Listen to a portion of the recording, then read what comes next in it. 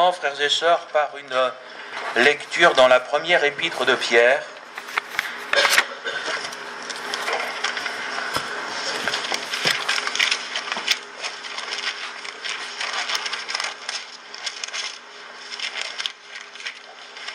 Chapitre 2.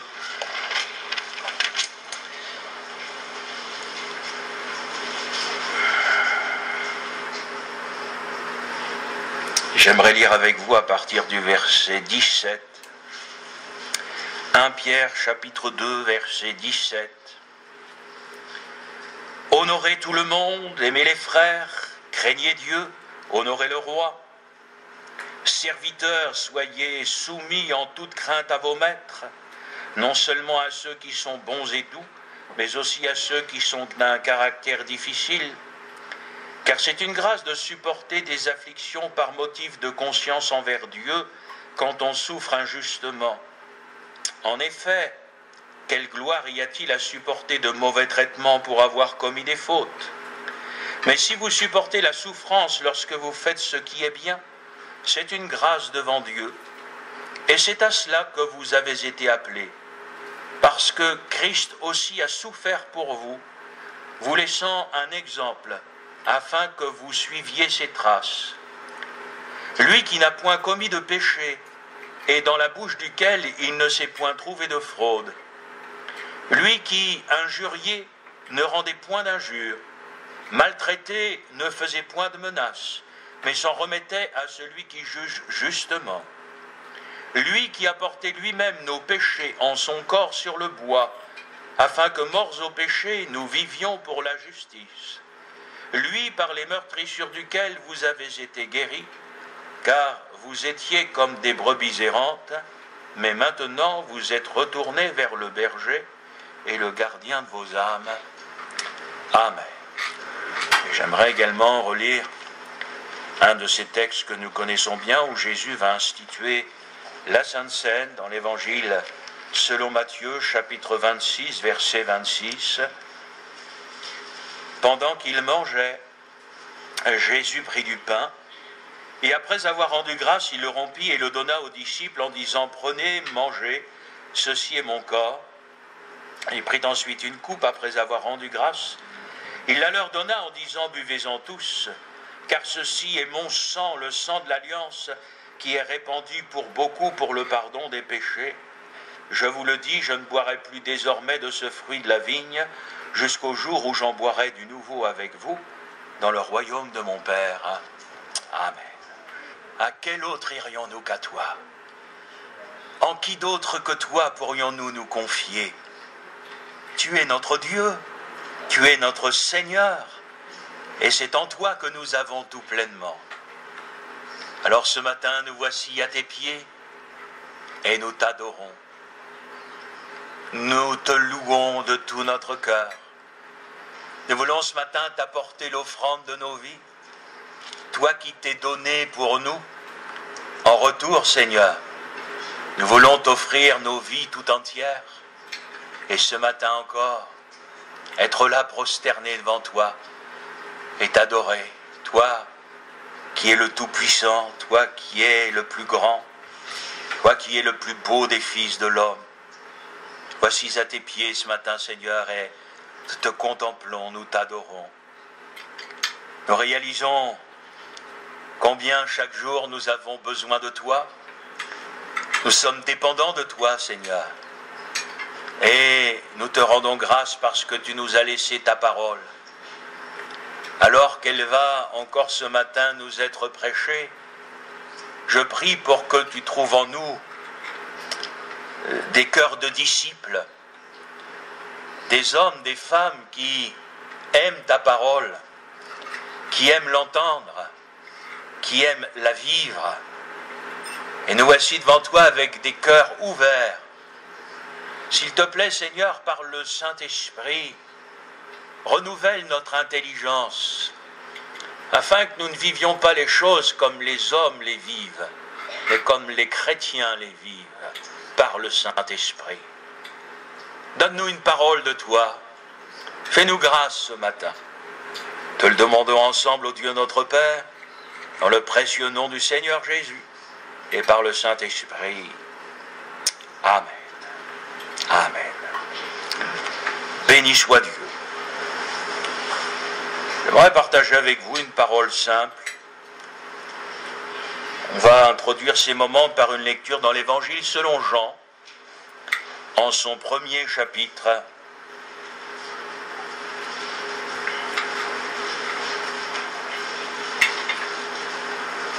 Lisons au verset 45.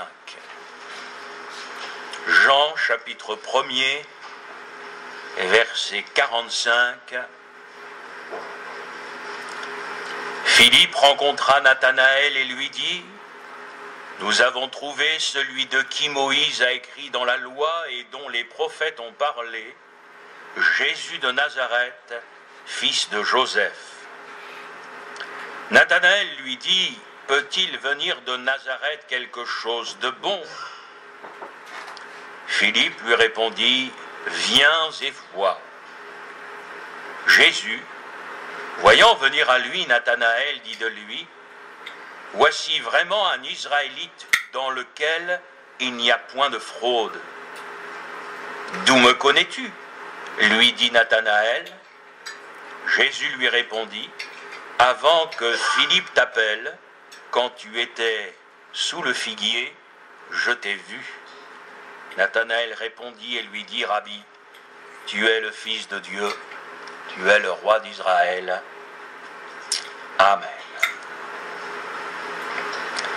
Et j'aimerais ce matin arrêter ma méditation sur ces trois petits mots prononcés par Jésus à Nathanaël : Je t'ai vu. J'aimerais vous parler du regard du Seigneur. Jésus a pu dire à Nathanaël : Je t'ai vu, et cela à un moment où Nathanaël pensait que personne ne le voyait. Il pensait qu'il était absolument seul.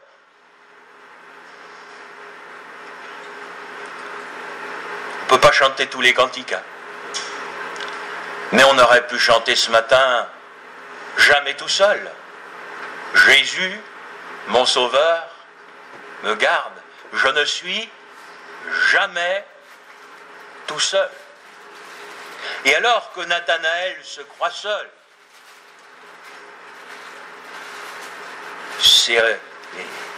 les regards de Jésus sont posés sur lui. Il n'en est pas conscient, il ne le voit pas, mais Jésus, lui, le voit. Et j'aimerais très simplement, mes chers frères et sœurs, vous rappeler ce matin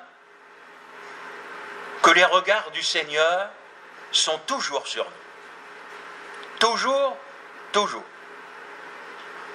Même si, à l'image de Nathanaël, nous ne nous en rendons pas compte, nous n'en sommes pas conscients, les regards du Seigneur sont toujours sur nous. Et ils le sont au travers de toutes les étapes de notre vie. Que le chemin soit facile ou qu'il soit difficile, rien ne nous soustrait du regard de Jésus. Parfois, frères et sœurs, quand nous prions, je ne sais pas si nous réalisons que le Seigneur nous voit. Je ne sais pas si nous réalisons que le Seigneur sait tout. Avant même que nous ne lui demandions quelque chose, il sait déjà, mon frère, ma sœur, dans quelle situation tu te trouves. Quand tu pries, tu ne lui apprends rien. Il m'est arrivé dans mon ministère quelquefois de sourire. Je me souviens d'une visite que je faisais à un couple de chrétiens qui étaient vraiment des gens de la plus grande simplicité. Et la petite sœur se met à prier pour sa belle-sœur et elle donne au Seigneur l'adresse où elle habitait. Seigneur, je te prie pour ma belle-sœur, tu sais, elle habite à telle adresse, etc. Alors très gentiment, que voulez-vous dire? J'ai dit à la sœur, mais ma sœur, vous inquiétez pas, vous n'avez pas besoin de donner l'adresse au Seigneur Jésus. Hein. Le Seigneur sait où elle habite, le Seigneur connaît sa vie. C'est la même chose pour nous. Mon frère, ma sœur, Jésus te voit, donc il sait tout.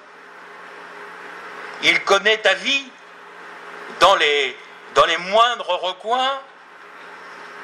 Il connaît tous tes besoins.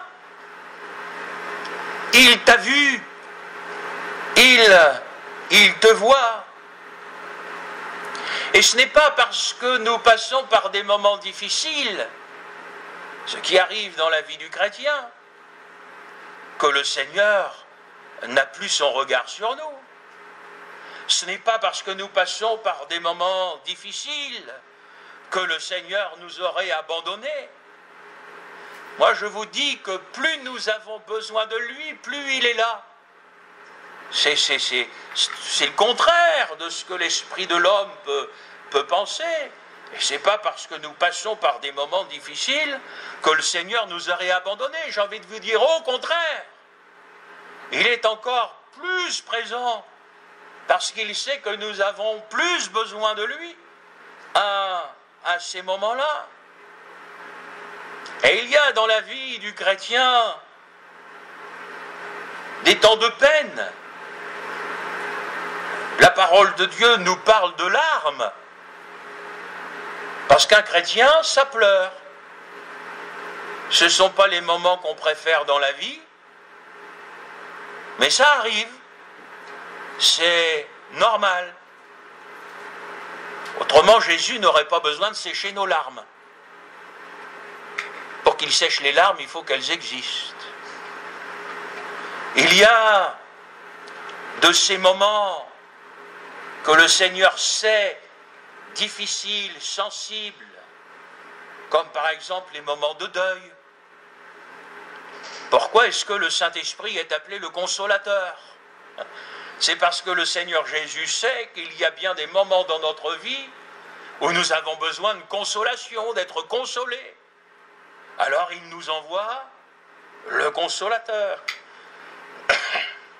Quand nous sommes dans la souffrance, quand nous sommes dans la maladie, mais mes chers frères et sœurs, le Seigneur désire que nous restions dans la foi dans un Seigneur qui tient nos vies dans sa main, la foi dans un Seigneur qui aujourd'hui guérit encore.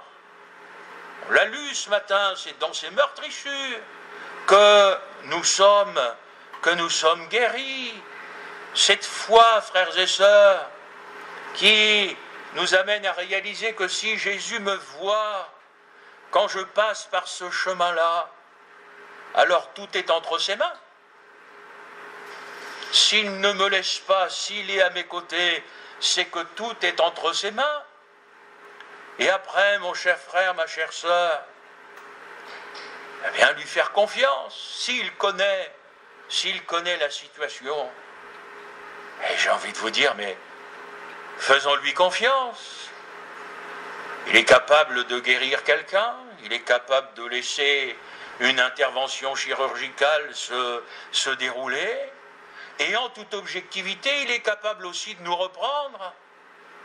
Mais nous voulons dire comme le Seigneur Jésus, Seigneur, en toute chose que ta volonté soit faite. Le regard de Jésus est sur toi. Ça veut dire qu'il prend soin de toi. Les plans du Seigneur sont les meilleurs. Il n'y a rien de mieux pour ma vie que les plans du Seigneur. Donc le fait que le Seigneur Jésus ait son regard sur moi m'amène à lui dire, mais Seigneur, accomplis tes plans pour moi dans ma vie. Voilà, et c'est ce qu'il y aura pour tous. C'est ce qu'il y aura de mieux. La solitude. Je viens de vous citer les paroles de ce cantique, jamais tout seul. Vous savez, frères et sœurs, la solitude pour tout le monde n'est pas quelque chose de facile à vivre. Vous avez des gens qui ont des caractères solitaires. Ils aiment être tout seuls. Ceux-là, ils ne sont pas malheureux quand ils sont tout seuls. Et vous en avez qui ne supportent pas la solitude. Mais que faire quand on est âgé? Parce que c'est souvent là qu'on expérimente la solitude ou à cause de différentes circonstances. Mais mon frère, ma soeur, les paroles que nous chantons, ce ne sont pas des chansons. Ce sont des cantiques en l'honneur du Seigneur. Et quand on chante jamais tout seul, c'est parce que l'on croit. On y croit qu'on n'est jamais tout seul. On croit que Jésus est à nos côtés vraiment, vraiment chaque jour. Quand tu n'as pas le moral, bon, ça vous arrive jamais. On est bien d'accord. Mais bon, imaginons que ça arrive. Est-ce que Jésus le voit? Mais même ça, je vais peut-être vous choquer, c'est pas grave, vous avez l'habitude avec moi, mais même si tu doutes, même si tu n'as pas la foi, la dimension de la foi que tu aurais rêvé avoir, est-ce que cela va faire que les regards de Jésus ne seront plus sur ta vie? Regardez les disciples. On a chanté tout à l'heure, « Maître, entends-tu la tempête ?» Le Seigneur leur dira, « Gens de peu de foi, pourquoi avez-vous douté ?» Mais est-ce qu'il est venu à leur secours malgré leur manque de foi? Donc, frères et sœurs, je vous en supplie, ne croyez pas que si vous n'êtes pas exaucés, c'est parce que vous n'avez pas assez de foi. La Bible dit, si on en a gros comme un grain de moutarde, on peut déplacer des montagnes. Vous l'avez lu, ça ou pas? Donc, frères et sœurs, je pense que si on est au Seigneur, on a au moins de la foi gros comme un grain de moutarde. Autrement, ça veut dire que vous n'avez pas la foi, que vous n'êtes pas au Seigneur, quoi. Donc, frères et sœurs, même si notre foi était réduite à sa plus simple expression, le regard de Jésus est quand même sur ta vie. Certains vont penser que le regard de Jésus est sur nous quand on est des bons chrétiens, quand notre vie est dans les clous, au niveau spirituel. Et mon frère, ma soeur, quand on a chuté, quand on est tombé, qui est venu nous relever? Hein? C'est Jésus. Pourquoi? Son regard était sur nous, alors que j'étais tombé. Lui ne m'a pas écrasé. Il est venu. Il m'a vu. Et il m'a relevé. Ça, c'est mon Seigneur. Ça, c'est celui dans lequel je crois. Quand je suis à la maison, quand je suis au travail, quelles que soient les circonstances, il est là. Il me voit. Pour les sœurs qui sont enceintes, ne craignez pas votre accouchement. Mais je suis prophétique dans ce que je vous dis. Parce que Jésus vous accompagnera. C'est lui qui donne la vie. C'est lui qui donne la vie. Il t'accompagnera, ma sœur. Il sera avec toi. Tout ne se passe pas forcément comme nous on le prévoit, mais avec le Seigneur. Il y en a un qui l'avait bien compris, ça. C'était David. Au psaume 139, au début du psaume 139, David dit ceci, mais tu sais quand je m'assieds, tu sais quand je me lève, tu sais quand je marche, et tu sais quand je me couche. En un mot, tu sais tout, tu vois tout. Donc, ce matin, mon frère, ma soeur, le Seigneur nous voit. Et il nous voit dans sa maison. Et je suis convaincu qu'il est heureux de nous voir dans sa maison.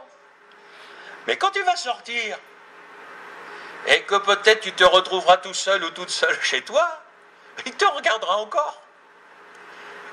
Il nous voit même quand nous dormons. Alors, tu peux t'endormir en paix. Il veille. Il veille, moi je le crois. Dors en paix, le Seigneur veille. Mon frère, ma soeur, rien, mais rien n'échappe au regard du Seigneur. Pourquoi ? J'aimerais ce matin vous laisser l'image du bon berger. Il est ce bon berger qui veille sur son troupeau. Il veille sur ses brebis. Il désire leur bien. Il prend soin de chacun de nous. Même les brebis qui vont très bien, son regard est sur elles. Au cas où.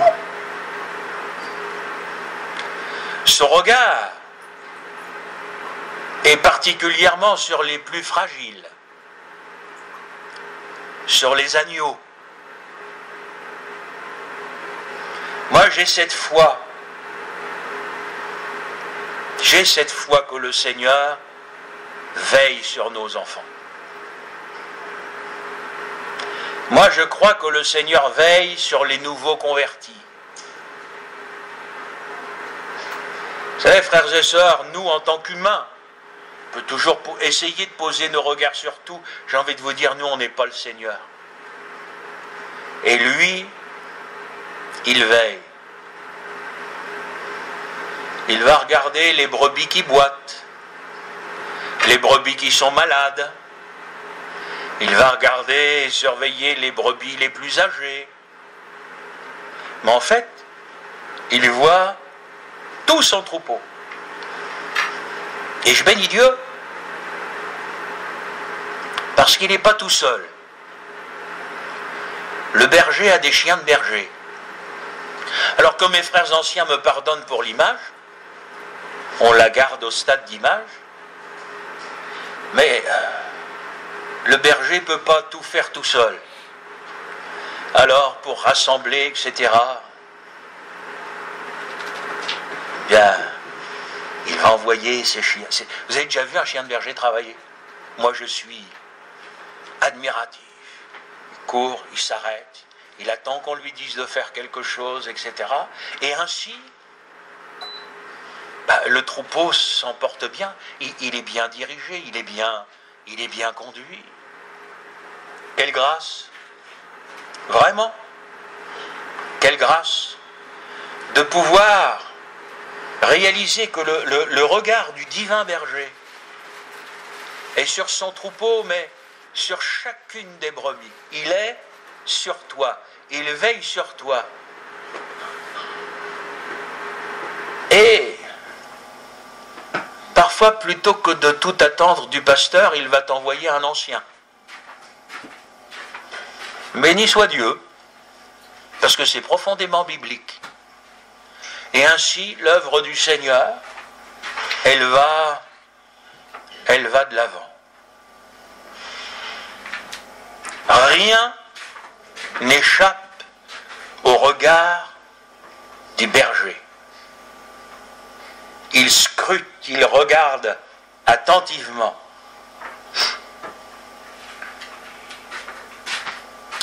Il y a des terrains qui sont plus faciles que d'autres à traverser, et pour le berger, et pour les brebis. Il n'y a pas toujours que la vallée avec l'herbe grasse. Même s'il y a des rochers, les fleurs des montagnes, c'est bon aussi.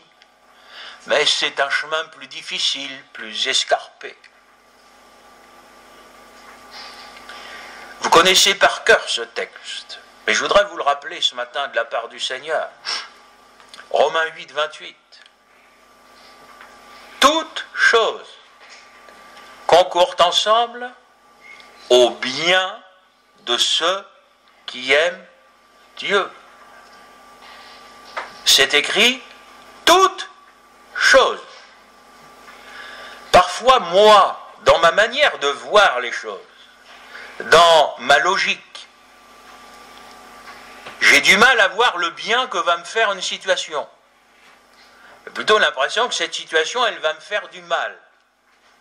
Mais, parce que je suis un chrétien, un juste selon Dieu, le juste vivra par sa foi. Ce qui doit te conduire, c'est ce en quoi tu crois. Parce que tu vois ce en quoi tu crois. Et ce en quoi tu crois doit être plus fort que ce que tu vois. Et ça s'appelle la foi. Et c'est parfois là qu'alors que peut-être nous nous pensions quand même spirituels, que le Seigneur va mettre en lumière notre foi. Et là, nous allons nous voir tels que nous sommes, et pas tels que nous pensions être. Nous allons réaliser qu'avoir la foi pour les choses, c'est facile. Pour les autres, c'est facile. Mais quand c'est notre propre foi qui est sollicitée, là, on va faire une prière, Seigneur, augmente ma foi. Parce que la réalité des choses souvent nous rattrape. Mon cher frère, ma chère sœur, il y a tellement de choses, que ce soit dans ma vie personnelle ou même dans ma vie de serviteur de Dieu, il y a tellement de choses que je n'ai pas comprises. Ben, j'ai envie de vous dire, ça ne m'obsède pas. Hein. Moi, ce que je n'ai pas compris, je l'ai remis entre les mains du Seigneur. Et j'ai dit, Seigneur, moi je ne sais pas, mais toi, tu sais. Alors, je te fais confiance, parce que je crois que toutes choses concourent ensemble au bien de ceux qui aiment le Seigneur. Il y a un cantique qui est revenu à mon esprit pendant que je préparais cette prédication. Et ce cantique dit ceci: combien ton chemin semble étrange, ô Seigneur, qui pénétrera ton dessein? Combien ton chemin semble étrange, Seigneur. Ça ne se passe pas comme moi j'avais pensé que ça se passerait. Tu me fais passer, Seigneur, par des chemins qui m'étonnent, qui me surprennent, qui ne rentrent pas forcément dans ma manière de voir les choses, dans ma logique. Mais Seigneur, tes plans ne sont pas mes plans. Après tout, Seigneur, c'est toi. C'est toi qui conduis. Un jour, nous avons demandé au Seigneur de conduire nos vies. Ben, il le fait. Sauf qu'il prend des routes par lesquelles vous ne seriez pas passé. Et si il permet que nous prenions ces routes, c'est pour notre bien. Je ne suis pas capable de vous dire, de vous expliquer le pourquoi et le comment. Je ne suis pas capable de vous dire ce qui va se passer. Ce que je sais, c'est que tout ce que Dieu fait est parfait. Et ma foi m'amène à avoir cette totale confiance en lui. Le problème du chrétien, des chrétiens très souvent, c'est qu'ils cherchent à comprendre l'incompréhensible. Et ils se torturent l'esprit, mais Seigneur, pourquoi? Et moi j'ai envie de vous dire, pourquoi pas? Pourquoi pas? Qu'est-ce qui ferait que les plans du Seigneur devraient toujours être comme ci, comme ça. Heureusement que ce n'est pas nous qui écrivons ces plans. Mais c'est lui qui, de toute éternité, sachez-le bien, les a écrits pour nos vies. Mon frère, ma sœur, il n'y a pas de hasard dans ta vie. Pourquoi vous me regardez comme ça? Le hasard n'existe pas. Dieu conduit absolument tout.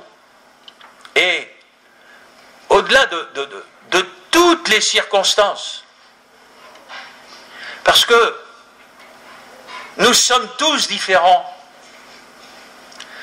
nous avons tous une sensibilité différente, nous avons des personnalités différentes. Et frères et sœurs, les chrétiens, il ne faut pas chercher à les faire rentrer dans des petites boîtes. Ce qui va te toucher ne va pas forcément me toucher et vice-versa. Et il va y avoir dans ta vie des moments où tu vas être touché par certaines choses et à d'autres moments où tu ne serais pas touché. Mais qui va essayer de pouvoir m'expliquer ça? On ne peut pas expliquer ces choses. Ce qui fait que moi je suis comme ça. Je remarque que quelqu'un ne va pas forcément très bien. Je lui saute pas dessus. Avec mon épouse, on se dit, tiens, le frère, tiens, la sœur, j'ai l'impression que ce matin, ça allait pas bien.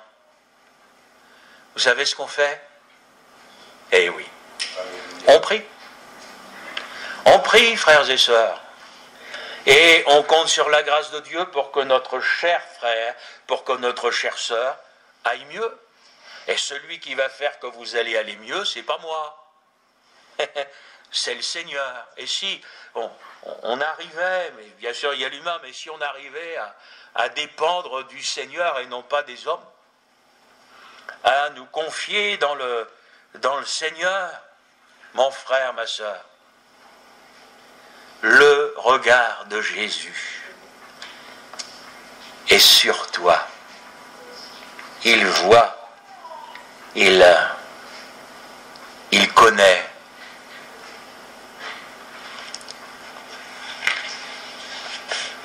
Vous avez des personnes, vous leur dites, j'ai mal là. Ils viennent vous voir, ils font, là? Et là, voici au plafond. Hein. Jésus ne fera jamais ça. Jésus est doux avec nous. Vous êtes déjà brûlé? Ça vous est arrivé? Vous avez remarqué que pour guérir une brûlure, il faut quelque chose de doux. Hein? Ben ouais. C'est comme ça que Jésus fait avec chacun de nous. Alors, j'aimerais vous dire ce matin que le regard du Seigneur est aussi sur nous quand tout va bien. Pas seulement quand tout va mal. Ça arrive aussi des moments dans la vie où tout va bien. Même si souvent on a l'impression qu'il y a plus de moments où ça va mal que de moments où ça va bien. Mais ça arrive aussi. Après, vous avez des situations réelles. Je ne dis pas qu'il y a des situations qui sont imaginaires, mais j'aimerais vous dire, il ne faut pas non plus que nous nous apitoyions sur nous-mêmes. Vous savez, dans tous les voyages que j'ai effectués, quand je rentrais, j'avais tendance à relativiser certaines choses. Quand je voyais ce que vivaient certains, et que je rentrais en France, je disais, bon, bah, après tout, on n'est pas si malheureux que ça. Ça aide quand même à réaliser hein, que nous sommes des privilégiés, quand nous nous plaignons, etc. Quand vous allez visiter les persécutés, vous vous plaignez moins de votre manque de liberté. Vous trouvez que vous en avez quand même encore pas mal. Voyez-vous, frères et sœurs, c'est... Mais, je bénis Dieu parce que quand tout va bien,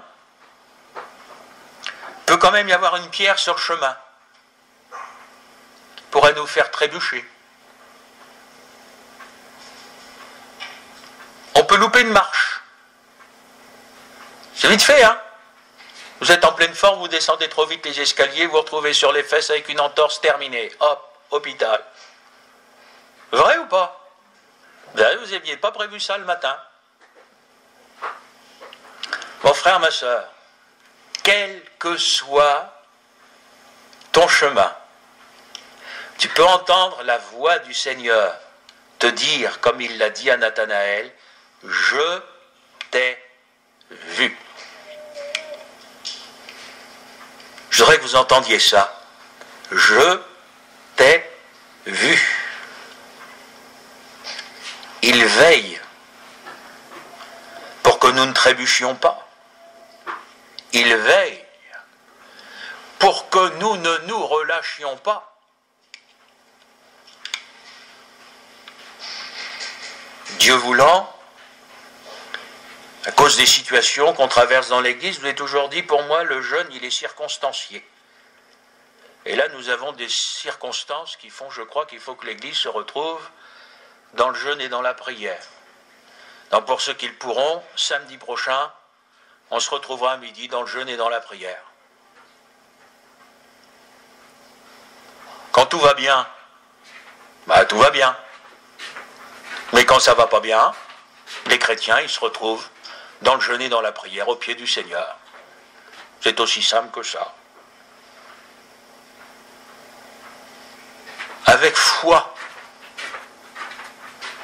Le jeûne, c'est formidable. Ça nous amène à dire, Seigneur, je n'attends rien d'en bas. Rien d'en bas. Dans ma prédication sur le renoncement, c'est Seigneur, je meurs à tout ce qui est d'en bas. Je ne me confie qu'en toi. C'est ça le vrai jeûne. Avec cette foi du regard du Seigneur sur nos vies. Et moi, je suis amené à le dire en tant que serviteur de Dieu, que ce soit à titre personnel ou au niveau de l'Église, les épreuves, ça a du bon. Parce que l'Église, qui aurait pu avoir tendance à dormir, voilà que tout à coup, elle se réveille. Alléluia. Écoutez, si ça produit au moins ça de bon, gloire à Dieu. Mais le Seigneur le sait. Le Seigneur le sait.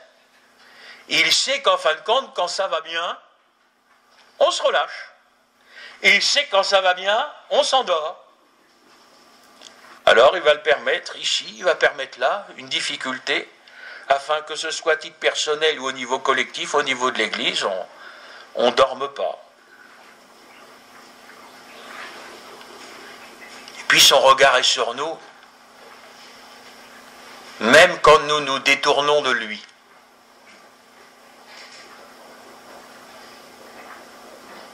Même quand nous sommes sur une mauvaise voie. Même quand nous ne l'écoutons pas. Même quand nous péchons. Il nous voit. Il n'y a rien que le Seigneur ne voit. Il voit tout. Il sait tout de nous. On peut très bien présenter dans l'Église, mais ce qui se fait au cœur de nos vies, ce qui se fait dans le secret, jusqu'à ce qui se passe dans nos pensées. Et la Bible dit, tout est à nu devant lui, tout est à découvert. Le Seigneur sait absolument tout. Et là, la grâce du Seigneur, moi j'ai envie de vous dire, elle me dépasse. Parce que les regards du Seigneur restent sur nous. Alors j'ouvre ma Bible. Vous le faites aussi. Et j'y vois la parabole du fils prodigue.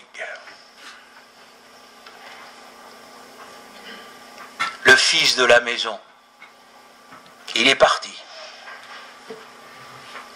Il est dans le monde. Il est dans le péché. Il est en train de dépenser tout l'argent que le Père lui a donné dans de la débauche, dans des choses terribles. Alors vous avez là ce fils qui a chuté. Et vous avez là le Père qui l'attend. Il attend son retour. Parce qu'il croit qu'il va revenir. Alors tous les jours, il scrute l'horizon pour essayer de distinguer une silhouette. La silhouette du Fils bien-aimé qui serait de retour dans la maison du Père. Une journée, rien. 2 jours, rien. 3 mois, rien. 6 mois, 1 an, rien. Mais alors que le Père est dans la souffrance, le cœur du Fils est travaillé. Le Père ne le voit pas, le Père ne le sait pas. Mais Dieu agit même dans le cœur de ceux qui se sont détournés de lui. Oh, les seuls échos que le Père a, il préférerait ne pas les entendre. Mais la repentance est sur le chemin du Fils. Alors, bien sûr, sa situation n'est pas brillante. Il est au fond du trou, il est au bout du bout. Les images que Jésus utilise dans les paraboles sont pour les Juifs d'une force extraordinaire. Vous avez en face de vous un Juif qui est en train de garder des cochons. C'est pas très cachère, hein. C'est le pire. Garder la loi, c'est comme s'il touchait un mort, etc. Il ne faut pas toucher. Lui, il est en train de garder des cochons. On ne peut pas descendre plus bas.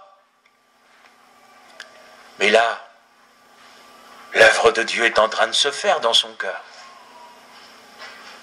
Il repense, parce qu'on ne peut pas oublier ce qu'on a connu dans la maison du Père. Ceux qui sont partis peuvent dire ce qu'ils veulent. On ne peut pas oublier, ce sont des choses qui sont comme gravées. Et il y a quand même un moment où il se dit, j'étais plus heureux dans la maison de mon Père. Le péché, c'est une chose. Mais vous savez, le péché, ça dure qu'un temps. Après, quand on vit les conséquences du péché, quand on est dans la poussière, quand on est dans la misère, ben là, on va se souvenir d'une maison. Moi, j'y crois.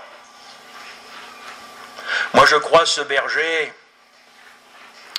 qui laisse les 99 pour n'aller en chercher qu'une, qui est perdue. Cette brebis perdue, c'est ton fils, c'est ta fille, c'est ton petit-fils, c'est ta petite-fille. Dieu ne l'a pas quitté des yeux. Écoute ce que je te dis. Dieu ne l'a pas quitté des yeux. Dieu le voit. Et il s'en va le chercher. Et il s'en va la chercher. Le crois-tu? Autrement, tu prends du noir et puis tu enlèves dans ta Bible où c'est écrit le fils prodigue, tu enlèves où c'est écrit la brebis perdue. Tu ne lis plus ça, tu ne le vois plus, tu n'y crois plus. Ou alors tu y crois, comme moi. Et alors, c'est long. Et alors, on peut pleurer. Et alors, on peut souffrir. Mais je sais qu'il y a le regard de mon Jésus qui est sur eux. Alors je ne sais pas comment il va faire. Je ne sais pas par quelles circonstances il va les faire passer pour qu'ils reviennent. Mais je sais que mon Jésus s'occupe d'eux parce que son regard est sur eux. Alors je lui fais confiance. Frères et sœurs, l'amour de Dieu sa brebis me dépassera toujours. Les efforts que le Seigneur déploie pour sauver sa brebis me dépasseront toujours. Il est en train d'aller la chercher. Alors nous, moi, je peux m'égarer dans mes pensées. Je peux m'égarer à cause des sentiments de mon cœur. Parce que quand ça touche ceux que nous aimons, vous avez des sentiments qui sont là. Mais j'aimerais quand même vous dire, le spirituel doit être au-dessus des sentiments. Ma foi doit être au-dessus des sentiments. Même mon frère, ma soeur, qui peut maîtriser ses pensées? Moi, je vous promets, j'aimerais bien maîtriser les miennes. Et pour frères et sœurs, si vous saviez, dès que j'ouvre l'œil, je suis partout. Je peux rien, tellement de choses à penser. C'est ici, c'est là, c'est là, c'est là. Il faut penser à ci, il faut penser à ça. Enfin, parfois, dès que je me lève le matin, je mets l'ordinateur en route, j'ai un post-it électrique, j'écris. Il faut que tu penses à ci, il faut que tu penses à ça. Puis il y a des fois, je me dis, j'aimerais bien ne plus penser. C'est difficile de maîtriser ses pensées. Heureusement qu'on a le Seigneur. Hein? Bah ouais. Alors, Ézéchiel 22:30, Dieu regarde s'il y a un homme qui se tienne à la brèche. Mon frère, ma soeur, le regard du Seigneur se tourne vers ceux qui prient, se tourne vers ceux qui intercèdent. C'est pour ça, frères et sœurs, ça vaut la peine de prier. Et quand c'est nécessaire, ça vaut la peine de jeûner. Parce que les regards du Seigneur sont sur nous. L'avenir. Je ne suis pas pessimiste de nature, mais je ne le vois pas très rose. J'ai franchement l'impression que plus nous allons avancer dans le temps, pire ça va être. Notre pays peut attendre les nouvelles élections. Qu'est-ce qu'il va faire, le nouveau président ou la nouvelle présidente? Qu'est-ce que vous voulez qu'il fasse? Il a un trou qui est 10 fois plus gros que lui. Comment le boucher? Voyez-vous? Vous savez, moi, frères et sœurs, moi je tourne mes regards là-haut. J'ai dit, Seigneur, les hommes. Oh, je prie pour eux, parce que le Seigneur me demande de prier pour eux. Et moi, j'ai placé ma confiance dans le Seigneur. Hein. J'ai dit, écoute, Seigneur, tu pourvoiras à nos besoins. Tu feras grâce à tes enfants. Et s'il faut qu'on apprenne à vivre avec moins, on ne mourra pas. Ah non, mais je suis sérieux dans ce que je vous dis, on ne mourra pas. Ça nous fera peut-être du bien. En attendant, mon frère, ma soeur, je voudrais que ce matin, nous repartions avec cette vision, avec cette conviction que les regards du Seigneur Jésus sont sur chacun de nous. Que le Seigneur vous bénisse. Jésus